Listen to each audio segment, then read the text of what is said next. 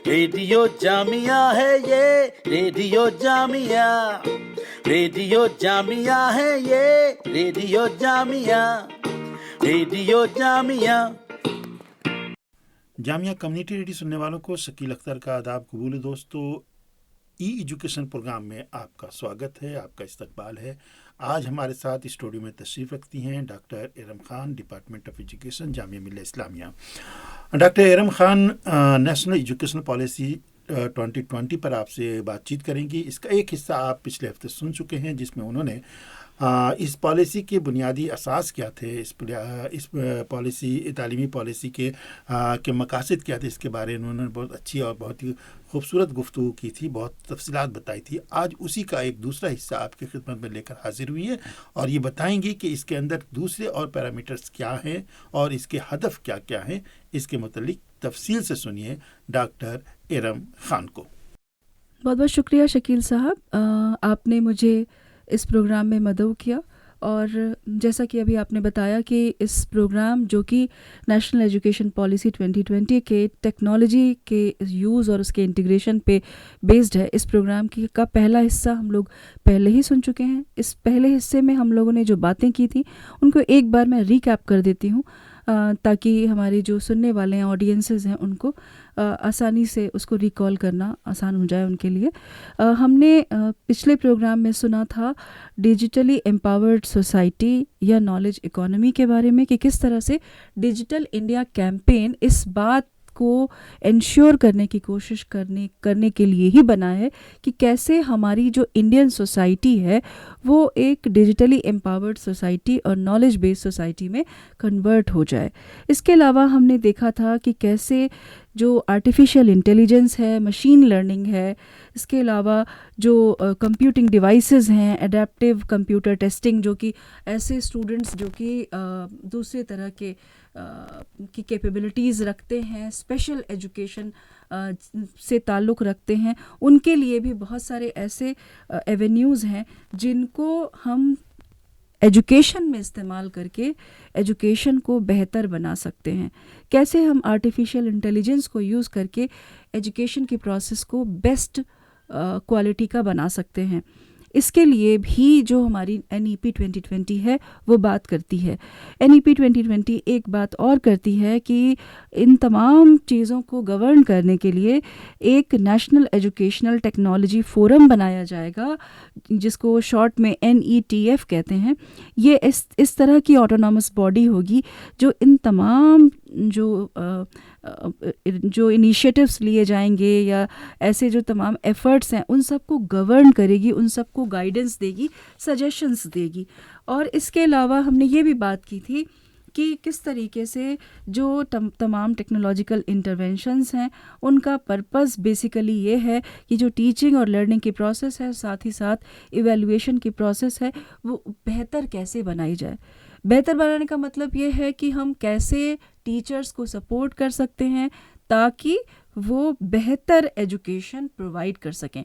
Teachers क्या कर सकते हैं कि वो बेस्ट प्लानिंग करें और बेस्ट एग्जीक्यूशन करें। इस चीज़ के लिए भी NEP हमें बहुत सारी गाइडलाइंस देती है।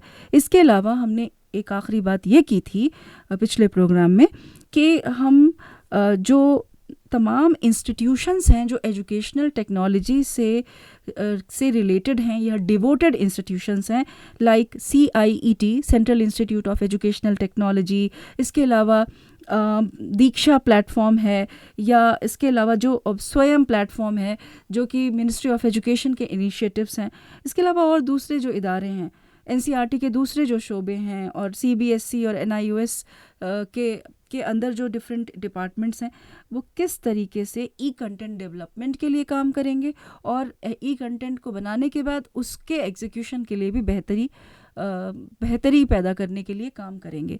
This is somehow the things which are said in the NEP 2020, जिसके ऊपर हम लोगों को काम करना है। अब मैं शुरू करना चाहूँगी आज के प्रोग्राम के इम्पॉर्टेंट पार्ट्स। पहला जो आज के प्रोग्राम का मुद्दा है, जो कि NEP का जो 23वां चैप्टर है उसके अंदर जो 7वां उनका पॉइंट है, यानी कि 23.7 नंबर का जो का पॉइंट है वो क्या कहता है, वो बात करता है कि हमें बहुत ज़्यादा अटेंशन देने की ज़रूरत है इमर्जिंग डिसरप्टिव टेक्नोलॉजीज़ के ऊपर। अब देखिए ये क्या है, ये डिसरप्टिव टेक्नोलॉजीज़ का क्या मतलब है। डिसरप्ट करना मतलब किसी चीज़ में कोई इंटरप्शन डालना। डिसरप्टिव टेक्नोलॉजीज़ बेसिकली वो टेक्नोलॉजीज़ हैं जो कि हमें आसानी देती हैं, बहुत ज़्यादा आसानी देती हैं। जैसे कि कैलकुलेटर, अब कैलकुलेटर या भी फ़ोन है, फ़ोन में आप कैलकुलेटर भी यूज़ करते हैं। अब इतनी आसानी है कि हम कैलकुलेटर के बिना छोटे छोटे जोड़ घटान भी अब नहीं करते। कुछ ज़माने मतलब कुछ साल पहले एक ज़माना ऐसा था जब बड़े बड़े कैलकुलेशंस, जोड़ घटान, मार्केट गए तो वहाँ पे हम कोई सामान ख़रीदते थे। अगर हमने 10 सामान ख़रीदा और 10 का जो दाम था वो हम ज़बानी जोड़ लिया करते थे, उसमें से एक को हमें माइनस करना, हम ज़बानी माइनस कर लिया करते थे। लेकिन आज का जो ज़माना है ये इस तरह का हो गया है कि बच्चे जिनके हाथ में फ़ोन है वो बिल्कुल ये कोशिश नहीं, अपने दिमाग पे ज़ोर ही नहीं डालते कि वो जोड़ घटान अपने आप कर लें। वो क्या करते हैं, फ़ौरन अपना फ़ोन जो है उसमें कैलकुलेटर खोला और उसके अंदर कैलकुलेशन कर लिया। अब उनके दिमाग को तो कुछ काम ही नहीं करना पड़ा। तो क्या होगा कि कुछ दिनों में या होना शुरू भी हो चुका है कि हमारी जो ये एक नेचुरल इन्नेट कैपेसिटी है कि हम छोटे मोटे जोड़ घटान, छोटे मोटे नंबर्स को याद रख पाना, ये सारी चीज़ें गायब होती जाएंगी। और एक ऐसा ज़माना आएगा जब हम इन डिवाइसेस के ऊपर डिपेंडेंट हो जाएंगे। अब इनके बिना हमारा काम ही नहीं चलेगा। तो हमने कोशिश क्या करी थी कि डिवाइस हमारी ग़ुलाम बन जाए, हम उसको अपनी असिस्टेंस के लिए रखते थे ना। लेकिन अब क्या होगा कि वो डिवाइस जो हमारा फ़ोन है या कोई भी ऐसे आलात जिसे कहते हैं या डिवाइसेस हैं, वो हमारे ऊपर राज करेंगी, क्योंकि उनके बिना हमारा काम नहीं चलेगा। इसी बात को हम कहते हैं, इस तरह की डिवाइसेस जो कि इंसान की इन्नेट कैपेसिटी को कम करती जाती हैं, कमज़ोर कर देती हैं, उन्हें हम डिसरप्टिव टेक्नोलॉजीज़ भी कहते हैं। क्योंकि ये आपकी मदद तो कर रही हैं, लेकिन मदद करने के साथ साथ ये आपकी इन्नेट कैपेसिटीज़ को डिसरप्ट कर रही हैं। तो ये बात कही गई है इस पॉलिसी के अंदर कि हमें अटेंशन देने की ज़रूरत है इन इमर्जिंग डिसरप्टिव टेक्नोलॉजीज़ पर। इनको हमें लेके आना है एजुकेशन सिस्टम में, लेकिन इस बात का भी ध्यान रखना है कि इससे होने वाली जो डिसएडवांटेजेस हैं उस पे भी हमारा कंट्रोल रहे। ऐसा ना हो कि हम इनके ग़ुलाम बन जाएं। We have to see that हमें इनको तब तक हार्नेस करना है, इतना हमें इस्तेमाल करना है कि हमारे लिए ये एक आसानी पैदा करने का सबब बनी रहे, लेकिन इनकी ग़ुलामी हमें नहीं करना है। तो इस चीज़ को भी ध्यान देने के लिए कहा गया है इस पॉलिसी के अंदर। अगला जो पॉइंट पॉलिसी मेंशन करती है वो ये है कि जो डिसरप्टिव टेक्नोलॉजी है जब वो आर्टिफिशियल इंटेलिजेंस के साथ मिल जाती है, यानी कि AI के साथ मिल जाती है या वर्चुअल रियलिटी के साथ मिल जाती है, 3D 4D 5D अब तो 7D तक का ज़माना। 7D का मतलब 7 डायमेंशंस, डिफरेंट डायमेंशंस में आप इस तरह के कैरेक्टर्स को डेवलप कर सकेंगे। आपने सुना होगा रोबोट्स, और इस तरह के रोबोट्स हैं जो इंसान और रोबोट को अगर साथ में बिठा दिया जाए तो आपके लिए मुश्किल हो जाएगा पहचानना कि इसमें से इंसान कौन है और रोबोट कौन है। तो इस तरह की टेक्नोलॉजीज़ भी डेवलप हो रही हैं। डॉक्टर्स का जो काम है वो बहुत सारा रोबोट्स कर रहे हैं, जो सर्जरी होती है बहुत सारी सर्जरी रोबोट्स के ज़रिए हो रही है। तो ये एक तरह से बहुत अहम है और इसको हमें ज़रूर अपनाना है, क्योंकि कई बार ऐसा होता है कि रोबोटिक्स के ज़रिए हम बड़े बड़े कॉम्प्लिकेटेड ऑपरेशंस कर पाते हैं। डॉक्टर जो है वो अमेरिका में बैठा हुआ है और वो इंडिया में ऑपरेशन कर रहा है with the help of the robots, और वो बिल्कुल परफेक्ट काम करते हैं। लेकिन फिर भी इस चीज़ का हमें ध्यान रखना है कि हम इनको इस तरह से यूज़ करें, यूटिलाइज़ करें कि हमें इनकी असिस्टेंस मिल रही हो, ना कि ये हमारे ऊपर मास्टरी करने लग जाएं। So this is something which we need to take care of. और इसीलिए जो NETF जैसे इदारे हैं, नेशनल एजुकेशन टेक्नोलॉजी फोरम, ये गवर्निंग बॉडी की तरह काम करेंगे। ये एक चेक रखेंगे, चेक एंड बैलेंस बनाने का काम करेंगे कि कहाँ पे हम इन्हें अपना असिस्टेंस प्रोवाइड करने वाला बना के रख रहे हैं और कहाँ पे हम इनकी ग़ुलामी करने वाला बन सकते हैं। इस चीज़ को ज़रूर चेक करते रहना है, नहीं तो प्रॉब्लम्स होंगी, क्योंकि जो डिवाइसेस होंगी वो उनके अंदर अपना दिमाग तो है नहीं, वो आर्टिफिशियल ब्रेन वाली हैं।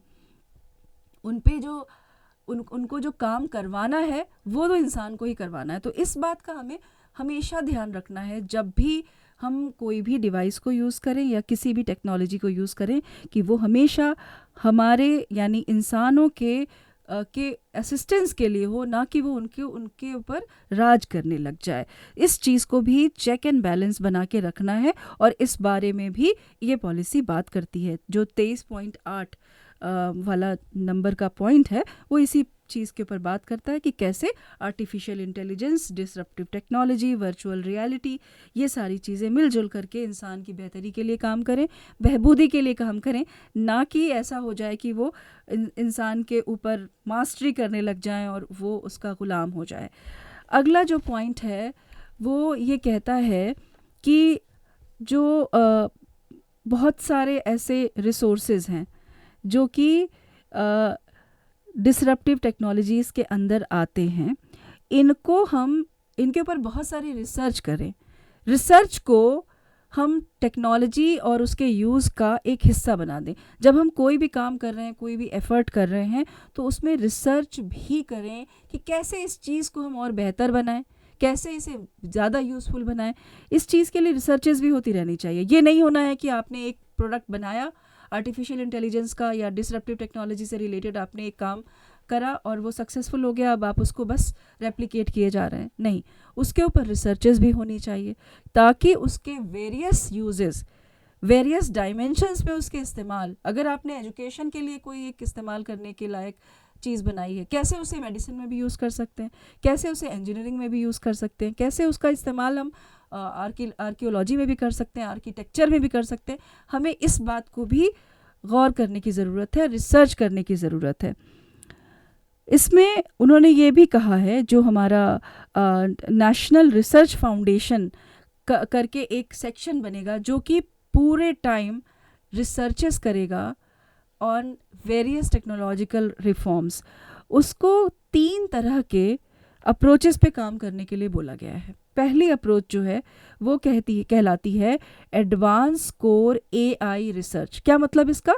कोर का मतलब है कि जो बिल्कुल बेसिक है। एडवांस कोर AI रिसर्च यानी कि आर्टिफिशियल इंटेलिजेंस की जो बेस है, जो उसका बिल्कुल उसका एक बेसिक पॉइंट है, उसके ऊपर हमें एडवांस रिसर्च करनी है और उसके लिए जो नेशनल रिसर्च फाउंडेशन है वो हैंड होल्डिंग करेगी, वो काम करने के लिए हेल्प करेगी। Developing and deploying application based research. देखिए, रिसर्च हम सिर्फ for the sake of research नहीं करें कि का फंड मिल गया, ग्रांट मिल गई तो रिसर्च किए चले जा रहे हैं, PhD हो रही है। PhDs, रिसर्चेस, ये सब की सब इस तरह से होंगी कि वो क्या आगे चल करके हेल्प करेंगी इन नेशन बिल्डिंग। इस चीज़ को ध्यान में रखते हुए रिसर्चेस की जाए, उनका क्या फ़ायदा होगा सोसाइटी को। एप्लीकेशन बेस्ड रिसर्चेस की जाएं, ना कि सिर्फ for the sake research, for the sake of research नहीं करना। ऐसी रिसर्चेस हों जिनका आगे चल करके नेशन को, इंडिविजुअल्स को, ग्रुप्स को और सोसाइटी को एज अ होल फ़ायदा पहुँचे। Advance international research efforts to address global changes in areas such as healthcare, agriculture and climate change using AI यानी artificial intelligence। अब देखिए, ये जो पॉइंट है, जो तीसरा कोर अप्रोच है नेशनल रिसर्च फाउंडेशन का, ये कहता है कि आप जो रिसर्च कर रहे हैं, एक तो है कि आप नेशनल लेवल पे रिसर्चेस करेंगे और दूसरा है कि आप जो रिसर्चेस करेंगे वो ग्लोबल लेवल पे, इंटरनेशनल लेवल पे किस हद तक यूज़फुल है, ये भी आपको देखना है। किन किन एरिनाज में? Health care. अभी आपने देखा कोरोना का टाइम था, जब उस टाइम पे दुनिया का हर देश वैक्सीन को डेवलप करने पे काम कर रहा था। कोई ये नहीं सोच रहा था कि फलां देश कर रहा है तो हमें क्या करने की ज़रूरत नहीं। Every single nation was working on the vaccine और the vaccination process of COVID, because they were all having this idea कि जो भी कर लेता है पहले, उसको फिर चेक करना होगा, उसको फिर क्रॉस चेक करना होगा। अब मान लीजिए कोई सिर्फ एक देश ही कर रहा है उस केस में और वो सक्सेसफुल नहीं हुआ, तो वो पूरा टाइम जो चला गया उस टाइम को आप वापस कहाँ से लाएंगे। तो इसलिए हमेशा जो रिसर्चेस होती हैं, हेल्थ केयर में हो या मेडिसिन में हो, एग्रीकल्चर में हो, क्लाइमेट चेंज में हो, ये जो तमाम रिसर्चेस हैं ये ग्लोबल लेवल पे होती हैं, सभी इंस्टीट्यूशंस करते हैं। और उसके बाद फिर उन सभी के जो रिजल्ट्स हैं उनको जोड़ा जाता है, एमलगमेट किया जाता है, और उसके बेसिस पे जो बेस्ट पॉसिबल एफर्ट है उसको सामने लेके आया जाता है। और बात कही गई है कि आर्टिफिशियल इंटेलिजेंस को भी यूज़ किया जाए, क्योंकि आर्टिफिशियल इंटेलिजेंस को यूज़ करने से फ़ायदा एक ये होता है कि हमें ह्यूमन जो चेकिंग है, ह्यूमन चेकिंग मतलब आप इंसानों के ऊपर जो तजुर्बात हैं वो नहीं करने की ज़रूरत है। आप आर्टिफिशियल सेटिंग में उन तमाम जो एक्सपेरिमेंट्स हैं उनको कर रहे हैं, तो जो तजुर्बात हैं उनकी एफिशिएंसी बढ़ जाती है। और हाँ, लास्ट में जब एकदम उसको इम्प्लीमेंट करना है तो जाहिर है कि ह्यूमन चेक करना पड़ता है, लेकिन उसके पहले हम आर्टिफिशियल इंटेलिजेंस के ज़रिए ही तमाम जो हिट एंड ट्रायल है वो कर लेते हैं। इससे नुकसान कम होता है और कम खर्चे में, कम एफ़र्ट्स में हमारा जो काम है वो पूरा हो जाता है। इसके बाद देखिए जो अगला पॉइंट ये पॉलिसी कहती है, इस पॉलिसी का जो 23वां चैप्टर है टेक्नोलॉजी वाला, उसका 10वां हिस्सा ये कहता है कि हायर एजुकेशन इंस्टीट्यूशंस, इनको बहुत एक्टिव रोल दिया जाएगा इन terms of conducting research on disruptive technologies.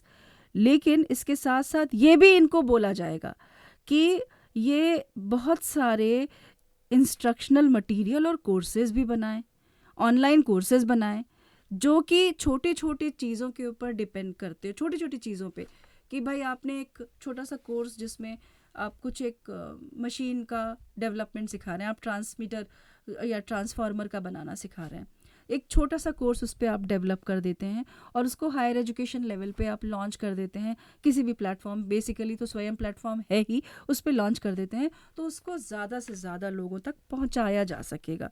Maximum लोग उसके स्टेक होल्डर बन पाएंगे, मैक्सिमम लोग उसको हासिल कर सकेंगे। ऐसे ही जो डिसरप्टिव टेक्नोलॉजीज़ हैं उनको समझाने पर, उनको यूज़ करने पर, उनके जो यूजेस हैं उनके बारे में बेसिक इन्फॉर्मेशन देना, एडवांस इन्फॉर्मेशन देना, इन सब चीज़ों के लिए भी जो हायर एजुकेशन इंस्टीट्यूशंस हैं उनमें रेडीनेस आ जाए और ये रेडीनेस को वो यूटिलाइज़ करने लग जाएं in terms of percolating it to the general audiences. इसके लिए भी उन्हें एफर्ट्स करने के लिए स्पेशल इंस्ट्रक्शंस दिए जाएंगे। इसके बाद जो अगला पॉइंट है वो ये कहता है, जो 23.11वां 23.11 ये पॉइंट है, ये कहता है कि जो तमाम यूनिवर्सिटीज़ हैं ये एम करेंगी ऐसी रिसर्चेज ऑफ़र करने, ऐसी PhDs ऑफ़र करने के लिए, ऐसे मास्टर्स प्रोग्राम्स को ऑफ़र करने के लिए जो कि कोर मशीन लर्निंग एरियाज़ पे बेस्ड हों। NEP का जो 23.11 नंबर का हिस्सा है वो ये कहता है कि जो यूनिवर्सिटीज़ हैं उन्हें हम एम करेंगे ऐसी PhDs करवाने और ऐसे मास्टर प्रोग्राम्स ऑफ़र करने के लिए जो कि कोर एरियाज़ जैसे मशीन लर्निंग में काम करवाएं। इसके अलावा जो मल्टीडिसिप्लिनरी फील्ड्स होते हैं उसमें हम आर्टिफिशियल इंटेलिजेंस और इसके अलावा कोर लर्निंग एरियाज़ जो हैं, जैसे कि जो प्रोफेशनल एरियाज़ होते हैं जिनमें कि हेल्थ केयर आ जाता है, एग्रीकल्चर आ जाता है, लॉ है, एजुकेशन है, ये तमाम जो एरियाज़ हैं इन सब में मल्टी डिसिप्लिनरी जो रिसर्च है उसको प्रोलिफरेट करने का काम हम करें। इस चीज़ के लिए भी जो NEP है ये इंडिकेशन देती है।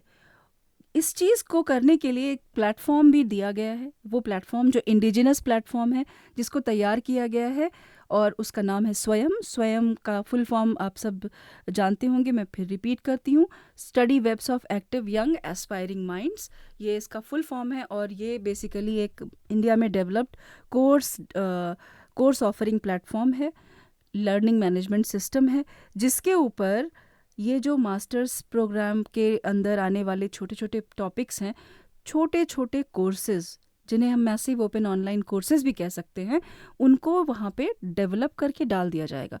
अब ये कोर्सेज़ जो कि फ्री कोर्सेज़ होंगे, ऐसे कोई भी कर सकेगा जो भी इंटरेस्टेड है उस पर्टिकुलर टॉपिक से रिलेटेड इन्फॉर्मेशन हासिल करने में। तो इसलिए क्या होगा कि वो लोग जिनका इंटरेस्ट है हो सकता है उनके पास बेसिक जो एजुकेशन है वो रिलेटेड एजुकेशन ना हो, लेकिन फिर भी उनका इंटरेस्ट है कि वो ट्रांसफार्मर बना लें, या एग्रीकल्चर की फील्ड में किसी को इंटरेस्ट डेवलप हो गया कि हाँ आप जाएं और स्ट्रॉबेरी की फार्मिंग कर लें। अब कोई ऐसा स्टूडेंट है जिसको ये समझ में आया कि मैं स्ट्रॉबेरी की फार्मिंग करूं और उसके लिए मुझे ज़रूरी जो इन्फॉर्मेशन है वो कहीं से मिल जाए, तो उसको कहीं जाना ना पड़े। उसे स्ट्रॉबेरी फार्मिंग के लिए सिंपली स्वयं पे आना हो, एक कोर्स हो उसके हेल्प के लिए, उस कोर्स को वो फ्री में कर सके और जा कर के वो एंटरप्रेन्योर बन जाए। वो फार्मर भी होगा, एग्रीकल्चरिस्ट भी होगा और एंटरप्रेन्योर भी होगा, क्योंकि वो एक पर्टिकुलर जो फ्रूट है उसकी खेती कर रहा होगा, जो कि एक एग्जॉटिक फ्रूट है। अब इस तरह की जो चीज़ें हैं ये तभी हो पाएंगी जब इन पे रिसर्चेज हों, और इस चीज़ को ये जो पॉलिसी है ये हाईलाइट करती है। स्ट्रॉबेरी फार्मिंग ऐसे आपने देखा होगा आजकल बहुत पॉपुलर हो रही है। इसी तरह से ड्रैगन फ्रूट है, इसकी फार्मिंग है। वो फल जो पहले हम लोगों के हमारे देश में बड़े मुश्किल से मिलते थे, सिर्फ अमीरों को फराहम होते थे, अब वो मिडिल क्लास फैमिलीज़ और जो ऐसे तबके जहाँ पे जिनके लिए अफोर्ड नहीं कर सकने की सिचुएशन थी, अब वो भी उन चीज़ों को खा पा रहे हैं, क्योंकि वो इंडिया में उगाया जा रहा है। और ये सिर्फ इसलिए पॉसिबल हो पाया है क्योंकि हम टेक्नोलॉजी, रिसर्च और आर्टिफिशियल इंटेलिजेंस इन सब को जोड़ करके छोटे छोटे कोर्सेज डेवलप कर पा रहे हैं और उसको ऑफ़र कर पा रहे हैं, और लोग उसे ले पा रहे हैं और अपने आप को इस काबिल बना पा रहे हैं कि वो इन नॉवेल एरियाज़ में जा कर के काम कर सके। एंटरप्रेन्योरशिप को बढ़ावा देने वाले ये कोर्सेज होते हैं। अगला जो पॉइंट है, जो अगेन डिसरप्टिव टेक्नोलॉजी से रिलेटेड है, वो ये कहता है कि हम किस तरह से ऐसे जो स्टूडेंट्स हैं जिनका किसी वजह से स्कूल छूट गया, ये बहुत होता है कि बच्चे का दाखिला शुरू में हो रखा था, उसके बाद उसकी परफॉर्मेंस कुछ ठीक नहीं थी या कोई प्रॉब्लम आ गई, घर में कोई दुश्वारी हो गई, इसकी वजह से अब बच्चे की पढ़ाई छूट गई बीच में। अब ये बच्चा कुछ दिनों बाद फिर से अपनी एजुकेशन को कंटिन्यू करना चाहता है। इस केस में कोई ऐसा सिस्टम होना चाहिए जो कि इस बच्चे की एजुकेशन को कंटिन्यू करने में उसकी हेल्प कर सके। तो डिसरप्टिव टेक्नोलॉजीज़ के ज़रिए ऐसे इस तरह के रिसोर्सेज डेवलप करने की ज़रूरत है। इस तरह के रिसोर्सेज हमें डेवलप करने हैं जो कि कंटिन्यूइंग एजुकेशन, या जिसे हम कहते हैं कि एडल्ट एंड कंटिन्यूइंग एजुकेशन, उसमें भी बच्चे को हेल्प कर सकें, उसकी अवेयरनेस को बढ़ाने में, उसके अपने अगर वो ड्रॉप आउट होने की सिचुएशन में है तो उसके कैसे एजुकेशन को हम फिर से कंटिन्यू कर सकते हैं, कैसे उसे हम जो कंटेम्प्रेरी सिनेरियो है उसमें ला सकते हैं, जोड़ सकते हैं, इस चीज़ के लिए भी काम करने में हेल्प करने वाली टेक्नोलॉजीज़ को डेवलप करने के लिए पॉलिसी हमें आगाही करती है। आखिरी पॉइंट जो चैप्टर नंबर 23 का 13वां हिस्सा है, वो ये कहता है कि जितनी भी आर्टिफिशियल इंटेलिजेंस बेस्ड टेक्नोलॉजीज़ हैं उन सब का ईंधन क्या है? डेटा के बिना आर्टिफिशियल इंटेलिजेंस जो है वो कुछ कर नहीं पाएगा, क्योंकि वो उन्हीं डेटा माइनिंग करके डेटा को एक तरह से एनालाइज करके और फिर अपना जो काम है वो करता है। अब ये जो डेटा है ये हर जगह फैला हुआ है। डेटा का मतलब हर वो हरकत जो आप करते हैं, चाहे आप अपने फ़ोन पे कर रहे हों या आप इंटरनेट के ज़रिए कर रहे हों, हर वो काम जो आप इंटरनेट के ज़रिए करते हैं, फ़ोन के ज़रिए करते हैं, every single information is a data.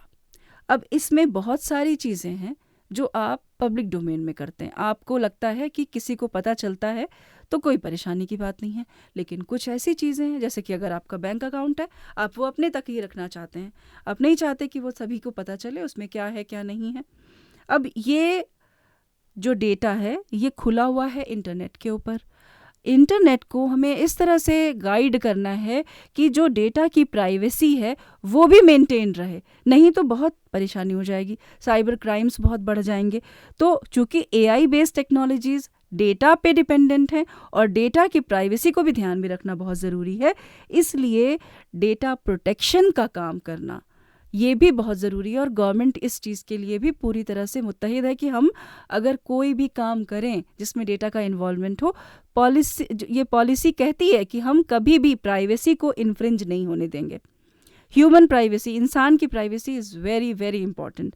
हर इंसान अपने हिसाब से काम करता है और एथिकल इश्यूज भी होते हैं। अगर आप कुछ कर रहे हैं तो ज़रूरी नहीं है कि उसमें आप अपने हिसाब से कर लें। अगर सामने वाले को उससे नुकसान हो रहा है, यानी कि आप एथिकल इश्यूज में इन्फ्रिंजमेंट कर रहे हैं, आपका फ़ायदा हो रहा है, दूसरे का नुकसान हो रहा है, वो काम आप नहीं कर सकते। क्यों? क्योंकि दूसरे की जो राइट्स हैं, दोज आर ऑल्सो देयर। आपको भी राइट है करने का, लेकिन दूसरे के भी राइट्स हैं, तो एक दूसरे के राइट्स को क्लैश नहीं आप कर सकते।